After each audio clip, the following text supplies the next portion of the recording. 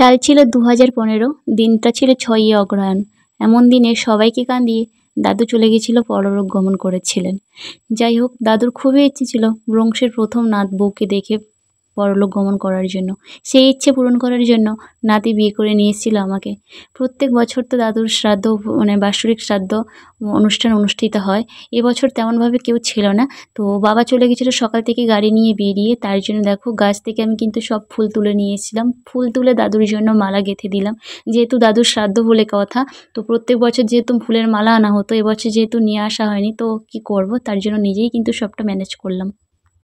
Hello বন্ধুরা, আজকে দাদুর বাৎসরিক শ্রাদ্ধ উপলক্ষে আজকে আমাদের গোপাল পুজোর আয়োজন করা হয়েছে। গোপালের জন্য এই দেখো 5 রকমের প্রকান্ন থেকে, তারপরে এখানে আছে লুচি, তারপরে এখানে ফলমূল, তারপরে এখানে প্রকান্ন তৈরি করা হয়েছে। সব কিছু রেডি হয়ে গেছে। ঠাকুর মশাই এসে এখনো পৌঁছয়নি। তো আর দেখো দাদুর ফটোটা এখানে দেওয়া হয়েছে। কাটার সময় দেখছে, এটা কে রে বাবা, এটা কে? এটা বুয়া বাবা। কে? বুয়া বাবা। বুয়া মা আছে তো, বুয়া বাবা। যে মায়েরা সব বসছে, দিদিরা এসছে। তো সব আয়োজন সকাল থেকে উঠেই করেছিলাম। তো প্রকান্নগুলো তৈরি হয়েছিল, আর ঠাকুরমশাই এলে ফলটা কাটবো, তার জন্য মাকেও বসিয়ে দিয়েছিলাম একটু কাজে। মাকে বললাম নারকেলটা কুড়ে দেওয়ার জন্য। মা নারকেল কুড়তে বসে, আর আমি বসলাম ফলমূল কাটার জন্য। হাতে হাতে করলে কী হয় বলো তো, সবাই মিলে তাড়াতাড়ি করে কমপ্লিট করে ফেলতে পারবো। আর ঠাকুরমশাই আমাকে দেখিয়ে দিচ্ছিলেন, 2টো পাতা সাজিয়ে বলছে এরকম করে দাও। তো প্রত্যেক বছরই আমাকে এইভাবে করতে হয়, কারণ বাড়ির পুজো মানেই তো জানো সব কিছু না করলে নয়। তো প্রত্যেক বছরই নিজে হাতে করি, তাও ঠাকুরমশাই দেখিয়ে দিচ্ছিলেন কীভাবে দেবো। তো প্রত্যেক বছরই কিন্তু আমি এটাই করে থাকি। আর কি বলতো, যে বছর তাতান হয়েছিল ওই বছর কিন্তু খুব মিস করেছিলাম। ওই বছর তো বাড়িতে ছিলাম না, তো তাতান হওয়ার জন্য বাবার বাড়িতেই ছিলাম। তো খুব মিস করছিলাম, তাও আসার জন্য চেষ্টা করেছিলাম যে দাদুর যেহেতু বাৎসরিক শ্রাদ্ধ ওই দিন আমি কিন্তু যাব। যেহেতু আমাদের কিন্তু অনেক পুজো বলতে গোপাল ঠাকুর, বিশেষ করে গোপাল ঠাকুর আসে, তো বেশ আনন্দ হয়। নিজের হাতে সব কিছু গোপু সোনার জন্য বানিয়ে গোপু সোনাকে নিবেদন করা তো সত্যি ভাগ্যের ব্যাপার, তাই না বলো? তো যাই হোক, এবছরও কিন্তু সেই ভাগ্যটা ছিল। আগের বছরও নিজের হাতে সব কিছু গুছিয়ে আয়োজন করেছিলাম। এবছরও সেই সমানভাবে কিন্তু আমি সাজিয়ে দিচ্ছিলাম। আর ঠাকুরমশাই একটা গোপু সোনা নিয়ে এসেছিল। ঠাকুরমশাই বাড়ি থেকে, আর আমার বাড়িতে যেই গোপু সোনাটা ছিল, তো ওই ঠাকুরটাও ছিল। তাই 2টো গোপু সোনাকে কিন্তু দেখো বসিয়ে দিয়েছে। ভোগের থালা সাজাতে সাজাতে একটা কথা মনে পড়ে গেল, লুচির থালা হাতে নিতেই। তো সকাল থেকে তাতান খুবই দুষ্টুমি করছিল। মা আর আমি করে যেহেতু রান্নাঘরে ঢুকে আছি, তাতান তো এদিক ওদিক ছুটে পালাচ্ছিল। তার জন্য বেলুন চাকতি দিয়ে বসিয়ে রেখেছিলাম। তাতান কি করেছে, 2টো ডো একসঙ্গে জয়েন্ট করে ওই ডোটাকে গরম তেলের মধ্যে চুবিয়ে দিয়েছিল। মাও পুড়েছে, মায়ের হাত আর তাতানের পা পুরো পুড়ে গেছে। তো যাই হোক, দিদিরাও চলে এসেছিল। তো দিদিদের যে একটু আতিথেয়তা করবো, তাও টাইম পাচ্ছিলাম না, যেহেতু জানো একটা ছোট্ট বাচ্চা, তারপরে শাশুড়ি বৌমা দুজন মিলে তো হাতে হাতে যতটুকু পেরেছিলাম করেছিলাম। তো চলো, তো 2টো গোপু সোনাকে বসিয়ে একসাথে কেমন লাগছে তো তোমাদের সাথে শেয়ার করে।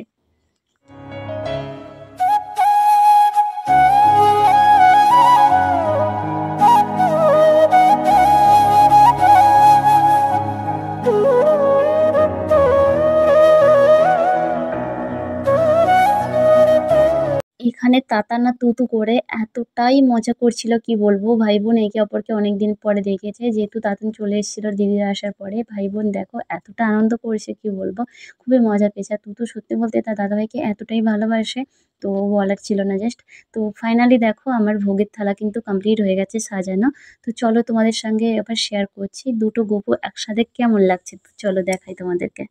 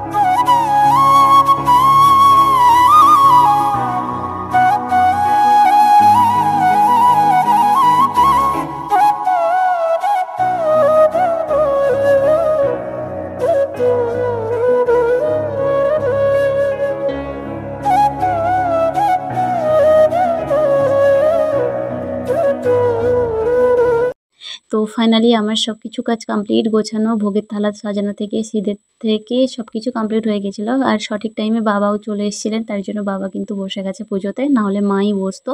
তো জাস্ট দেখো না, মানে কি বলবো, মা বসবে আর বাবাও চলে এসেছে, তার জন্য বাবা স্নান করে এসে পুজোর মধ্যে বসে গেল।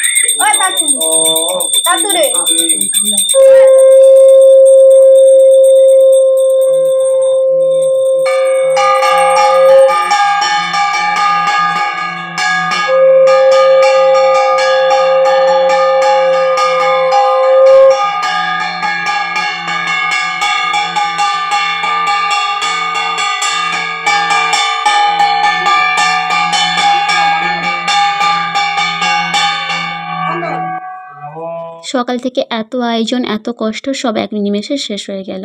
ফাইনালি পুজোর কাজ কমপ্লিট হয়ে গেছে, সবাই মিলে এক এক করে প্রণাম করছি। তারপরে যাব আমরা স্বামীজ বাড়ি। তো জানি না ওটাকে তোমরা কি বলো, সমাধিসৌধ ভালো কথায় বলে। তো প্রণাম সেরেই তারপরে চলে যাব এখন আমরা সমাধিসৌধতে, ওখানে দাদুর জন্য খাবার দিয়ে।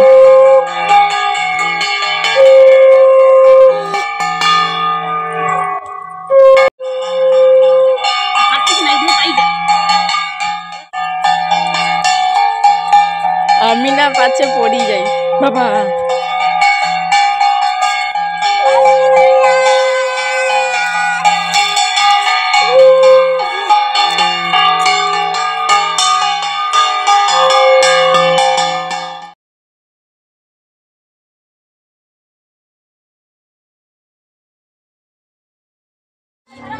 না একলা করবি, কিচ্ছু তো নেই। এটা দিচ্ছ ওই তো ওখানে ছিঁড়ে ছিল তো এক সাইডে সাইডে।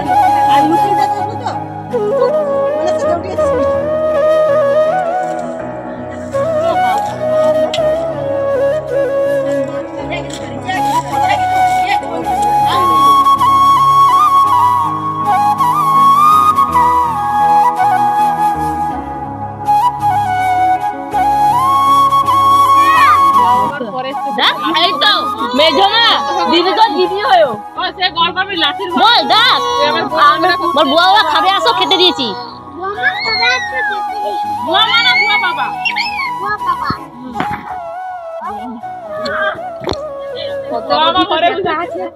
তো ফাইনালি এখানের কাজ আমাদের কমপ্লিট হয়েছে, এখন চলে যাব বাড়িতে। বাড়িতে কিন্তু সবার খাওয়ার আয়োজন করা হয়েছে, পাড়ার বয়স্করা থেকে বাড়ির কয়েকজন, আমাদের কাকু কাকিমারা সবাই মিলে আমরা একসাথে এই দিনটাতে সবাই মিলে একসাথে খাওয়া দাওয়া করি, মজা করি, অনেক আনন্দ উপভোগ করি। তো চলো বন্ধুরা, আজকের ব্লগটা আমি এখানেই শেষ করছি। সবাই ভালো থেকো, সুস্থ থেকো, দেখা হচ্ছে নেক্সট কোনো ব্লগ ভিডিওর সাথে, নতুন একটা ভিডিওর মাধ্যমে। তো চলো আজকে